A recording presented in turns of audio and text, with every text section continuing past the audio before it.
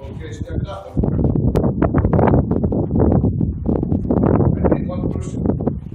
Tell us about the cupbearer. The cupbearer. First.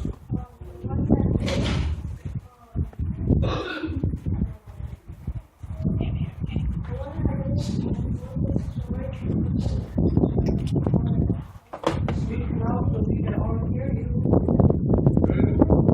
One that lived and told a story about Joseph. Who can tell us what was the story about Joseph? What did Joseph do to the cupbearer that the cupbearer went and tell who? Tell him. What did Joseph do to the cupbearer?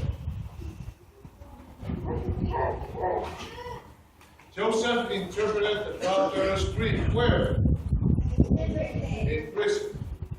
Good.